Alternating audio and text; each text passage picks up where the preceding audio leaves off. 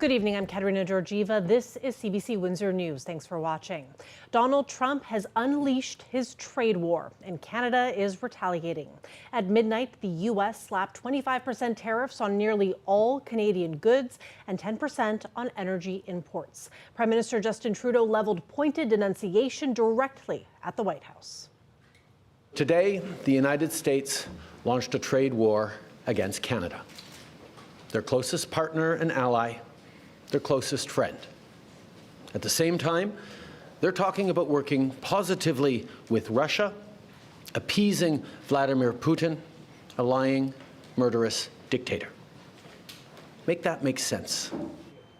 Canada is responding with 25% counter tariffs on $30 billion of U.S. goods.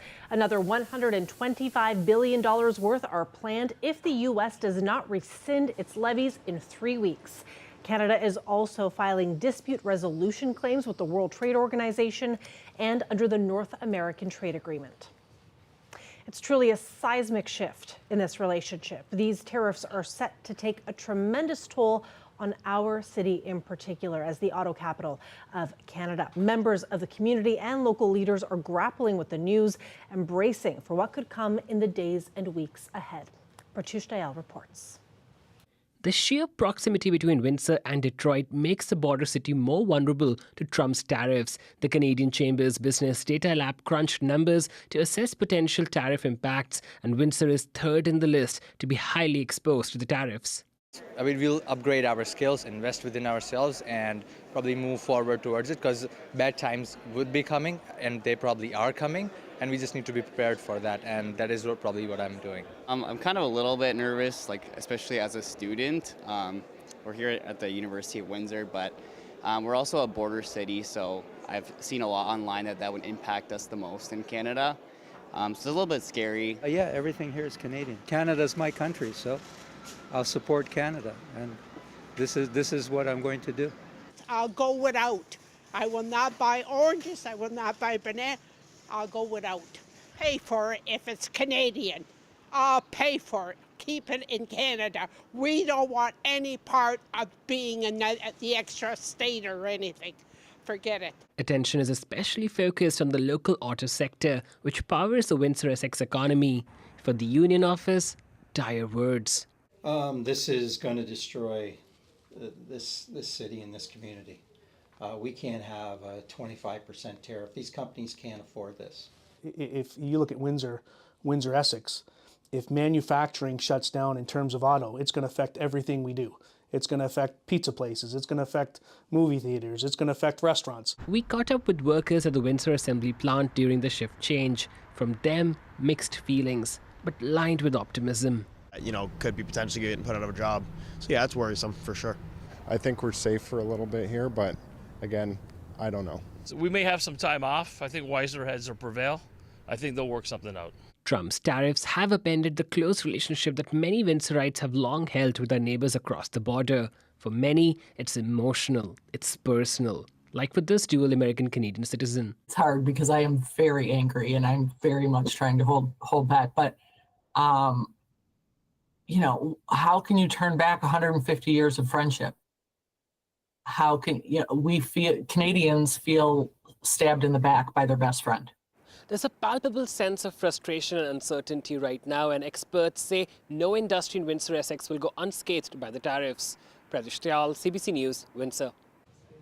For more on the economic impact of these tariffs, we spoke with Justin Faulkner with Workforce Windsor-Essex. He says it is too soon to tell how hard they will impact the region, but adds the local job market is especially vulnerable.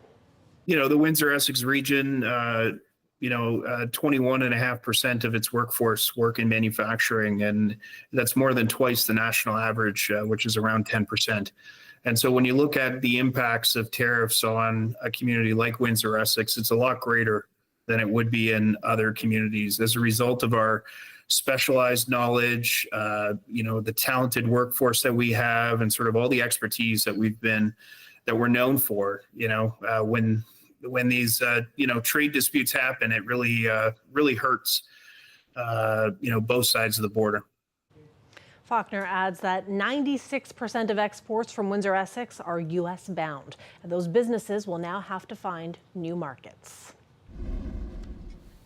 Colette Kennedy is with us now. And Colette, the weather really capturing the overall mood in our city today with more gray on the way. Yeah, I was kind of having those thoughts as well, Katerina. When we take a look at what's going on, we do have that special weather statement. I was talking about this yesterday ahead of it because this is really for tonight and into tomorrow in terms of, yeah, the mild temperatures, but it's the melt, it's localized flooding, that concern there. Not so much the amount of rain, but some embedded thunderstorms are possible. You can see just kind of trickling in along that frontal boundary, some of the lighter rain, but heavier stuff back to our west and southwest, and that will be moving in. So anticipate that overnight tonight. The temperature, a low of 6. I know it's been very mild today, a low of 6 because it's actually going to rise again as we head towards tomorrow morning.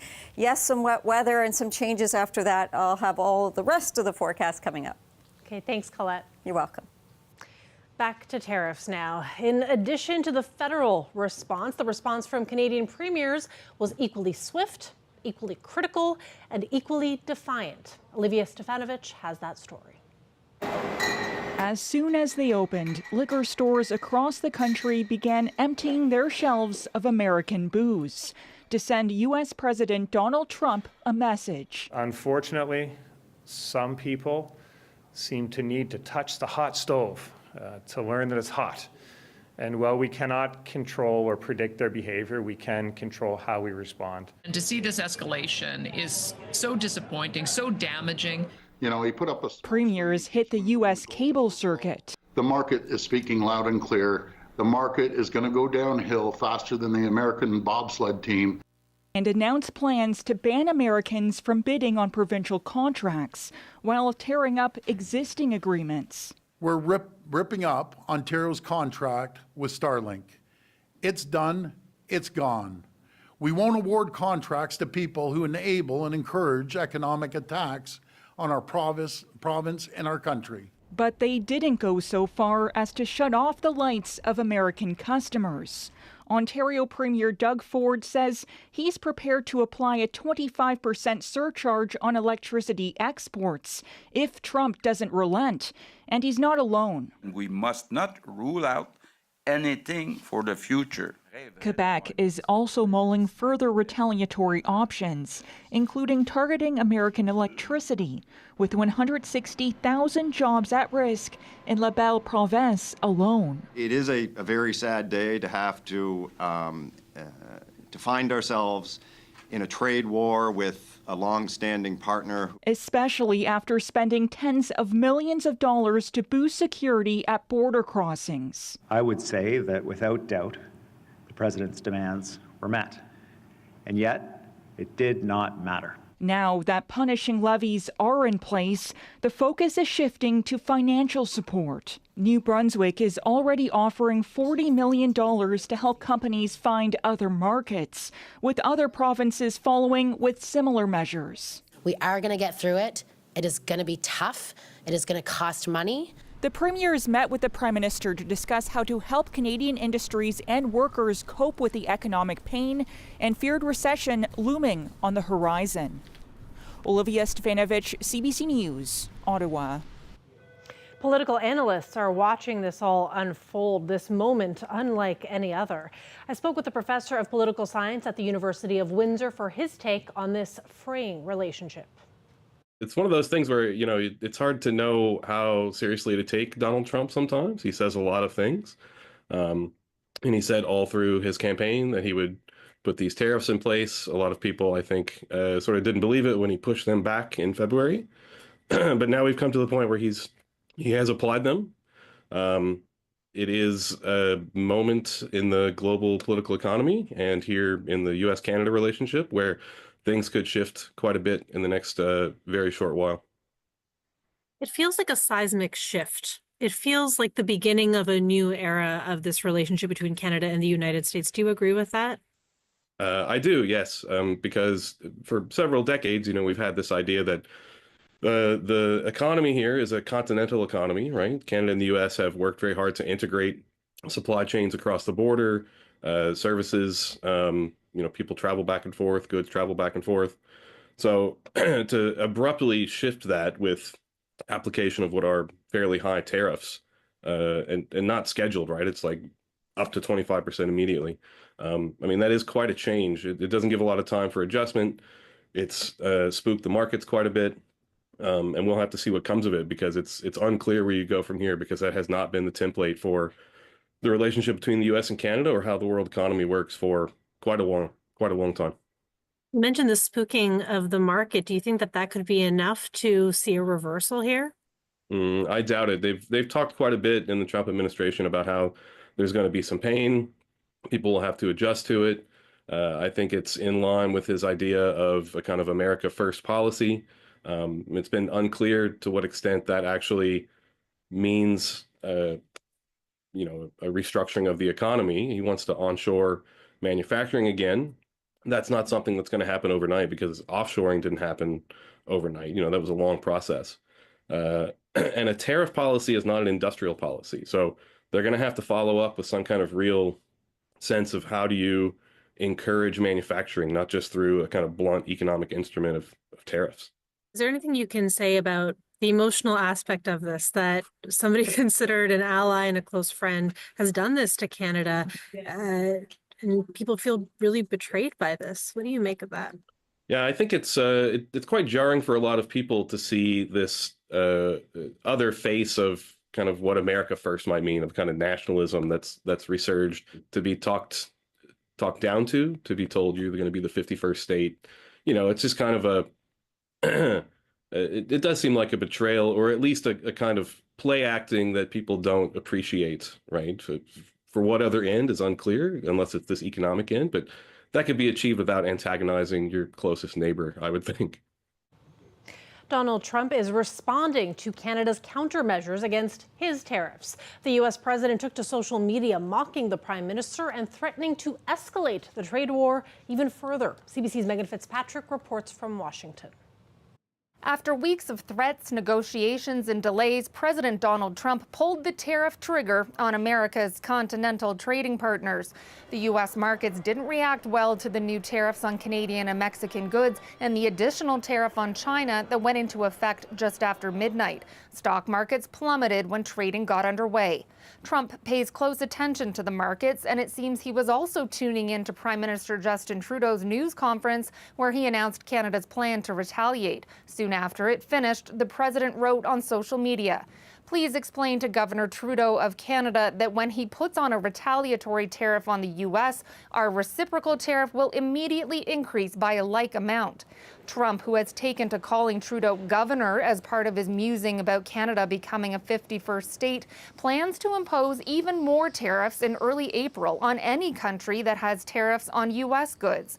Those measures will layer on top of today's tariffs and on top of planned tariffs on steel and aluminum coming into effect next week.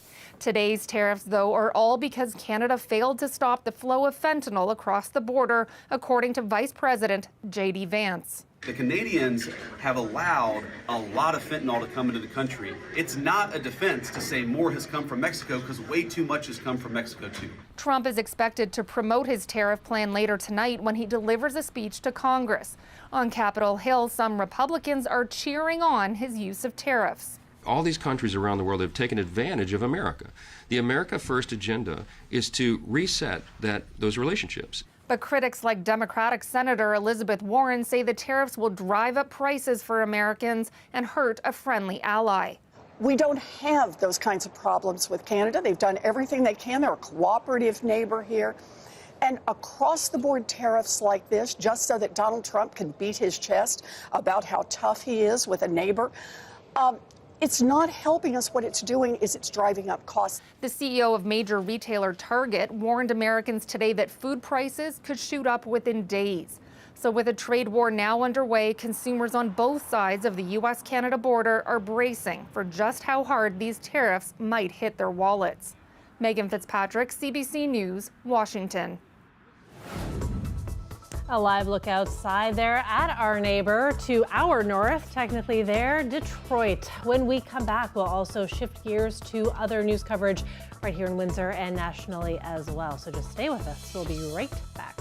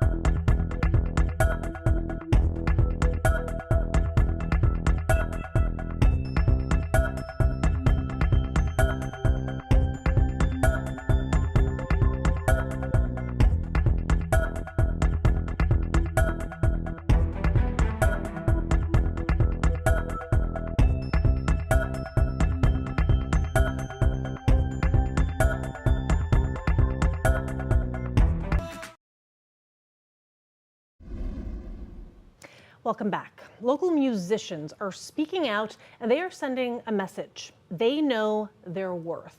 CBC's Dalton Chen explains how a local fundraiser turned into a source of contention. One of the region's most popular cultural events, Art in the Park, has drawn the ire of Windsor's musician community.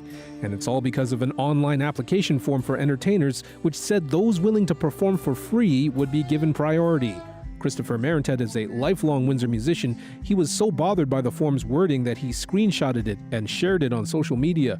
According to Marentet, it's another worrying sign the work of musicians is being devalued. It creates that slippery slope to the bottom. Not that there's anything wrong with volunteering and giving your time away, but we have to take it in context. This is a festival that last year on the Saturday alone took in hundreds of thousands of dollars in admittance fees and vendor fees.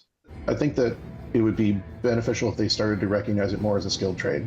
The wording on the online form has since been changed. Alan Kidd, chair of Art in the Park, said the event has paid and will continue to pay musicians.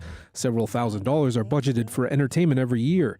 But Kidd pointed out the festival is a fundraiser, and it's only possible because many people are willing to work for free, himself included. We all work for free. We're all volunteers that put on this event. It's a charity. We raise money to buy wheelchairs, school books, drinking water. People don't make that connection. You know, they think of us like Rib Fest or Blues Fest, where there's big money going into somebody's pocket. We are a volunteer organization, so we give priority to volunteers. Windsor's singer and music educator Sarah Fontaine was disappointed by the form's original wording. She remembers the town of Essex had a similar controversy last year when it asked for unpaid musicians to play its Tune Up the Parks concert series. It is really just disappointing, and I want to say that we don't want it to become a trend, right?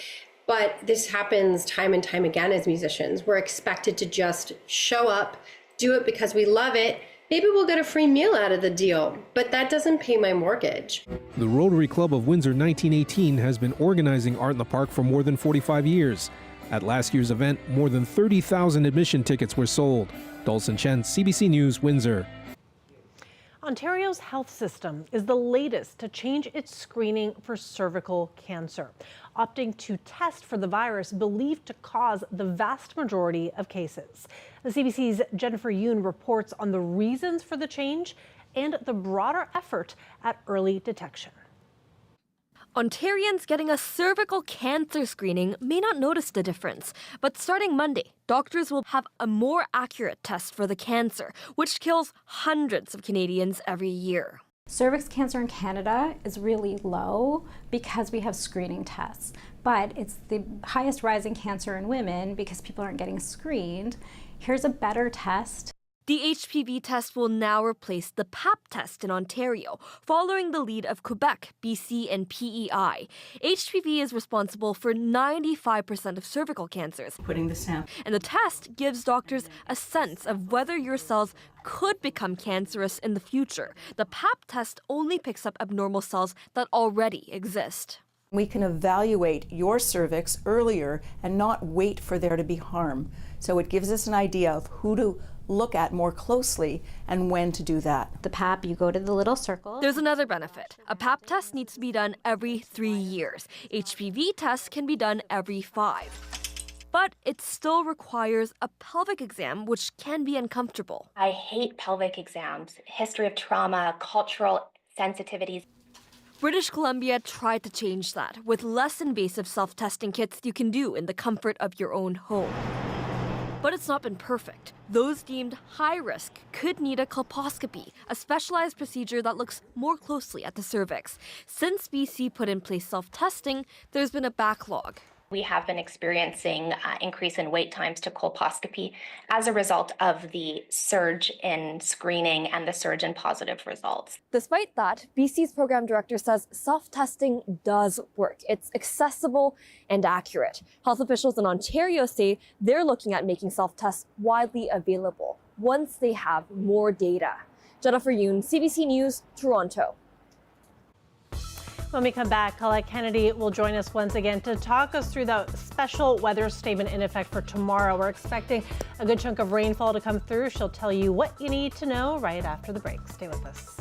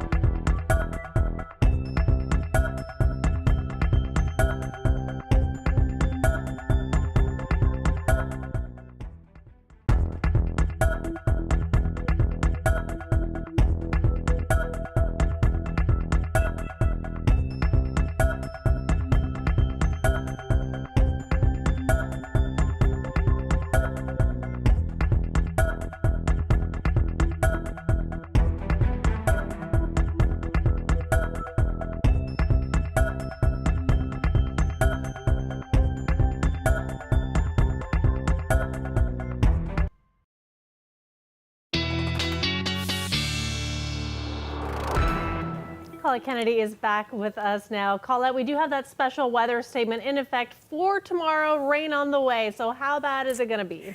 Yeah, let's go ahead and take a look at what we're considering here. It has a lot to do with the fact I know temperatures have been mild, and they are currently, but the ground's still frozen and really can't absorb some of this rain or runoff from other areas. Even if there's, not snow in your area, that melt happening upstream, and that can run down through the tributaries. So all kinds of issues can lead to some localized flooding, and that's why we do have the special weather statement. As we move through tonight and especially tomorrow in the morning hours, we get into some heavier rain or more consistent at times, and even a few embedded thunderstorms, which could locally up some of those totals. So with those current readings, yeah, we were up to 9 degrees. We've settled back to a very mild 8 now, and 6 for Chatham, Kent, London coming in there at 5 degrees. And those winds out of the south-southeast, and that kind of direction we'll continue to see here. At times getting a little bit gusty as we move through the overnight into tomorrow morning. So we'll have those winds gusting over 50 kilometers an hour. They back off somewhat, but still breezy kind of as we get into Thursday and the backside of that system moving through. So again, especially Thursday in the morning, but we will still have some gusts coming through the day, and that'll be a cooler feel to that air after another very mild one tomorrow into the double digits. So the radar showing you some of the rain heavier, a little more consistent here into Michigan. There's been a lot of active weather associated. This is a very broad system associated with this coming out of the southern plains, moving through Mississippi and Alabama, and these are areas with all kinds of watches and warnings that have been in play for that severe weather. But back here closer to home, yes, we could hear the rumble of thunder tomorrow, but I wouldn't get too concerned about that, just what could happen in terms of the amount of rainfall. So here we are in the overnight hours when it's more widespread, a little bit heavier. And as we push towards the morning, you'll notice that kind of pulls off to the east. There's still a little bit of lighter stuff around, but we do get into a drier slot there, and then that risk of a few thunderstorms there, again, kind of coming into those afternoon hours on the backside as those winds change direction. A few wet flurries possible as we go really into Wednesday night into Thursday. Yes, that chance is there, and then we'll get some late day clearing for us. Rainfall amounts, these have been coming up, so now looking like potentially 20 to perhaps even 25, 30 millimeters into southwestern Ontario. The temperature tonight, 6 is the low, but it's actually going to be rising through the overnight hours, and we are going to top up at 13, Katarina. Okay, thank you so much, Colette. We'll hear more about it tomorrow. Thanks to you all for watching. Have a great night. Good night.